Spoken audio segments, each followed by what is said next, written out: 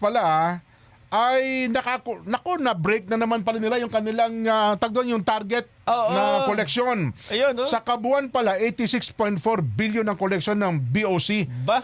Iniulat po ni Commissioner Ariel Nepomuceno na ang target nila dapat 78.6 na target eh. Ano na target? Ano nakuha? Ha? Umabot daw po ng 86.4. Wow, ang laki. Oho. Ang laki ng Maituturing daw pong pinakamataas na buwan ng koleksyon sa kasaysayan ng ahensya.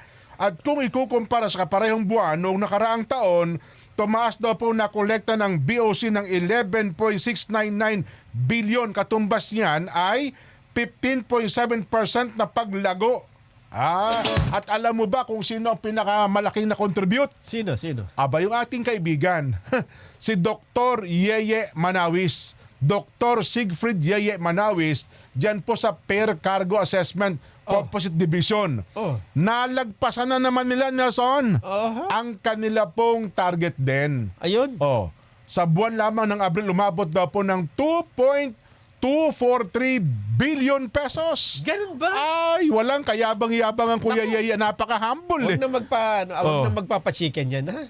Ha? Huwag nang magpapachicken. Kita mo, sabi ko sa iyo. Wag na. Yung kanyang mga kasamahan po dyan sa Pair Cargo na iya at yung kanilang hepe ng BOC, si Attorney Yasmin Mapa. Yan. Sabi nila, Jen, nakita mo naman, billion-billion na dumadaan sa atin pero hindi tayo nagpapayaman. Di ba? Paano kaya kung lahat ng sangay ng BOC puro surpass, ano? Sobra doon sa nakuha nila. Ang dami sanang Ibig sabihin, hindi marami sanang pera ang bansa natin. Yun nga. Marami sanang mga pagawaing bayan. Hindi dapat magkaroon tayo ng siguro mga 30 Yeye Manawi siguro. Oo. 10 Yeye Manawi. Para ang lahat ng ating target lagpas eh. Yes.